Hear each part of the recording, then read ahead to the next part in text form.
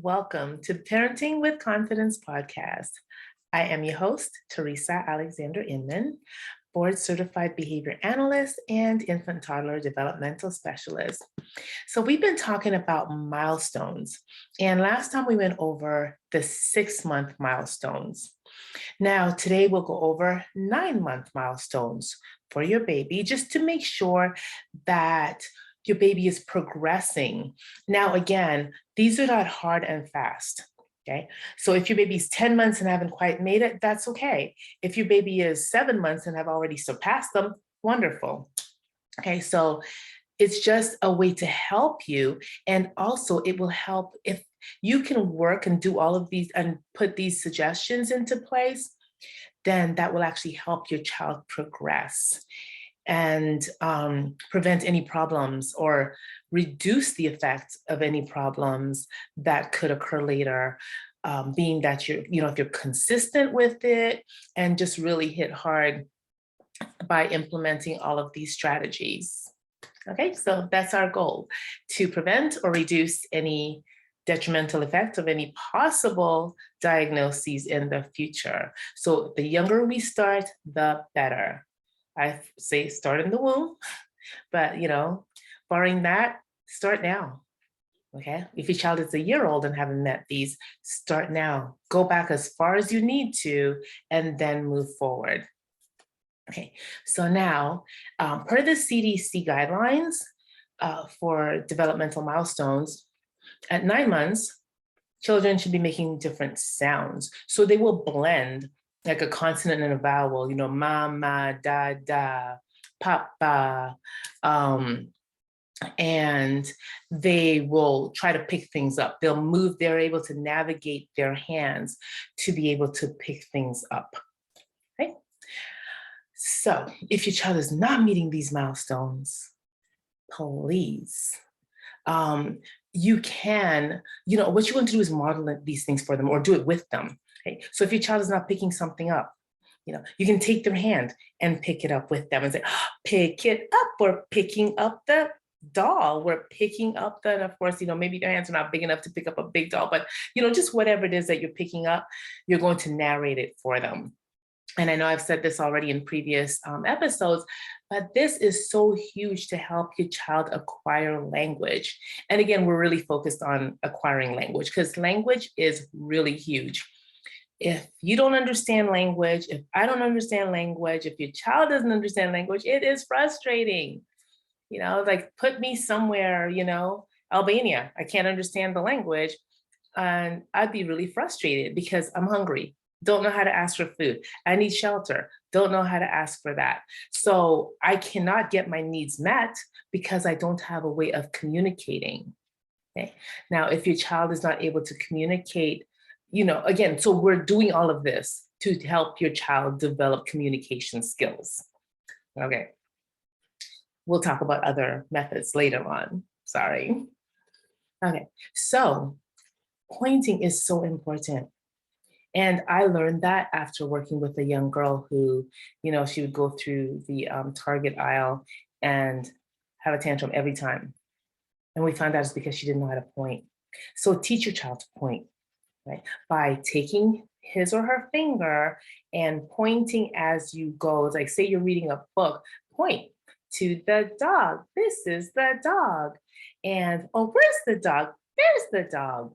Just have a conversation, even though your child is not responding. But remember, the more words your child hears, the more words they're able to produce later on, right? It actually helps with pre-academic skills and later on academic skills because they have the foundation of which language is one of the biggest elements.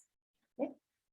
So name the things as you point to them, right? Because then again, you're helping them acquire that language and then understand, even though they can't tell you what those things are, as they develop, as you continue all of this, they'll know, right? Instead of them just being a blank slate throughout and not learning all of these tools and elements and items and activities in their environment, because, a lot of parents think, well, they can't understand and they won't be able to tell me, they can't talk, but do this.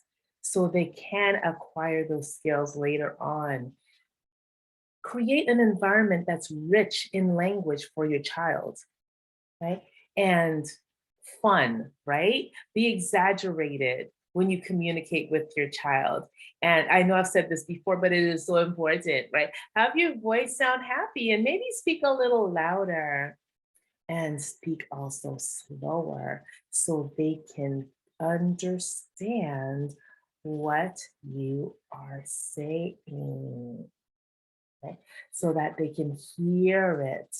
Because some children may have auditory processing, so they may only hear the auditory processing delays, sorry. So they may only hear the last thing that you say. So you want to make sure that you give them that time to acquire that, to get it. You know, I worked with a young man, and actually at the time I started working with him, he was 14 years old. And after working with him for a while, I realized there were some auditory processing concerns. And the way we got past that, thankfully, he knew how to read. So I would write things down. So that way, as he read it, he would understand it and he'd be able to process it. And slowly, we put strategies in place to help him be like to help speed up his auditory processing. But in the beginning, it was really frustrating for him because we talked to him and he would just like literally. And I was like, oh man, let's slow it down. But even slowing it down was not helpful. It didn't get to where we wanted to get to. So we just started writing things down. And there are times when I would just sit there, like if he was communicating with somebody, I would sit and have a dry erase board and just write down, what was said. And then he can, so that way give him time to process it. And then sometimes start the answer, which like just write maybe the first word in the answer to prompt him to respond. Okay. So we want to help deal with that early in life. So we're here at 9 months. And if we put these strategies that we're talking about in place, that will help prevent the problems later on. Make sense? Okay. Right. So you can teach your child counting.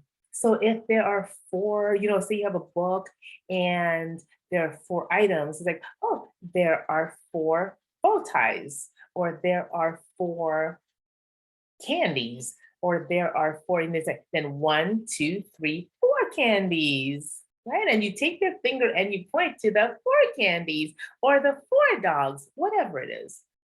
But try counting, and even in your environment, right? When you're out doing something or you're inside the house and just whatever. Mommy just picked up 2 cups. Sorry, I really don't like third person. I don't know why I went there, but I just picked up 2 cups. 1, 2 cups, right? And then you can ask, how many cups does mommy have? Mommy has 2 cups. And again, they won't answer you, but at least you're helping, get that language in there because you're using as many words as possible to help him to acquire that language. Okay. Name is so important. So children, a lot of times when I work with children who are on the autism spectrum, they may not respond to their names. Many of them don't respond to their names. So if you start early by using their names and emphasizing their names, that could really help. And of course, say their names in a happy tone. Avoid using their names with a reprimand, like they say, "Stop, Johnny!" Like, don't do that, please. Okay. So, if you want to say stop, you can say stop. However, try not to associate his name with the reprimand and with harshness. You want to say his name in a happy tone, right? Johnny. Come on, tickle. I'm gonna tickle you, Johnny. Look at that smile on your face. Johnny, you have a cute smile, Johnny, or you are, just whatever it is. You want to talk to Johnny and always use, your voice is light and happy. And again, you're speaking slower than you would with an adult. And you can also be really exaggerated in how slowly you speak, right? Just to help them and, you know, just and have fun with it. Because if you're not having fun, your child is going to know it. They can sense it. And if you're having fun, then you're actually conveying that feeling to them that interactions are fun and learning is fun. Because really, it doesn't feel like learning, it just feels like we're having fun, right? Are we having fun now? I am. I hope you are too. Yeah. Make silly faces, right? And sounds in front of a mirror. Children love mirrors. Now, I'm going to say I worked with a family, and by the time I got to them, the situation had already been taken care of. So someone told the mom that children with autism don't like mirrors. And mom had a wall of mirrors in the house. And when I got there, there was a beautiful, brick wall, really pretty, like just, fancy feature wall. And I said, "Oh my gosh, your wall is so cute." And she goes, "Yeah, we had a mirror, but then we were told to take it down because our child has been diagnosed with autism, and they say children with autism don't like mirrors." Children with autism appear not to like a whole lot of things, but we need to teach them because the world is full of mirrors. We can't prevent these things. We want to get them accustomed to being around them, whether it's a sound or something that they're going to see in their environment. We want to help desensitize them so that as they grow older, they get used to it. Right? It's not that, oh, every time they see it, it's a problem, but we slowly introduce these things and desensitize them. And you know what? The mirrors are the mirrors there. You can teach them to have fun in the mirror, to make silly faces in the mirror. Teach them that mirror can be engaging. Flash lights on the mirror. Maybe colored lights, and just have fun with it. Make it interesting for them. Now, your child at this age, at 9 months, is likely not using any words. So we may want to give them a sign to communicate, right? Eat, all done. And again, it doesn't have to be the conventional sign. I've had children do this for eat, just so to put their hands anywhere close around their face, around their mouth, for eat. Um, you know, Done could just be, again, it could be whatever, just something that they can easily do. And so for instance, to teach them that, you're going to, as you give him something to eat, you'll say, eat, then put some food in his mouth, and then eat and put some food in his mouth, right? For done or done, however you want to do done, you can just take the thing away or take his hand and push that thing away from him to help him, give him that proprioceptive feedback, and also help him just, have an action to replace a word or to stand in the place of a word that he has not acquired yet, right? A word that he is not learning or is not even able to say yet. Okay. Children will, things like bye-bye, right? They'll be wanting to wave, or you want to teach them to wave. You want to teach them, about actions and body movement. So to teach them to wave, if your child doesn't naturally wave, take his hand and wave, right? Until he can do it independently and slowly. So if in the beginning you're taking his hand and you're waving and you say, bye-bye, bye-bye, right? Slowly, maybe initially you'll do bye-bye and then move your hand, or you might keep your hand close just so that he feels supported, and then slowly move your hand away until he does it independently. Okay? When you look in books, label colors and shapes and, just all of the things. There are books, and actually there are lots of books out there that will actually, if you buy one of those books that say things, so you touch it and it says hat. So for instance, I was with a family on the weekend and there's a picture of a turtle wearing a hat. But when you touch the picture, it only says hat. So I don't know, will he just think the whole thing is a hat? Or the turtle is a hat? So you can either point specifically to the hat and say hat, or you can say the turtle is wearing a hat. The turtle, pointing to the turtle, is wearing a hat. Get it? Okay. And the machine itself says hat, but you also want to repeat it because you want to give that social element, right? Because just watching TV or just watching something or playing with something that's just one way, it doesn't really give. It's not really a give and take, right? Yes, it's cause and effect, right? They learn when they touch something, something happens, but it doesn't give them that social interaction. So if when it says hat, then you say, hat, right? Okay. So I said talking about waving and that shapes. Now, when you, oh, so let me just go back to the mirror. So when you go to the mirror, you can point him and say, Johnny, right? He can in the mirror just so that he can see Johnny. And in that case, you can look at the mirror and say, Mommy, right? Johnny, Mommy, you're labeling Mommy and Johnny or Daddy, Johnny, and whomever in the mirror.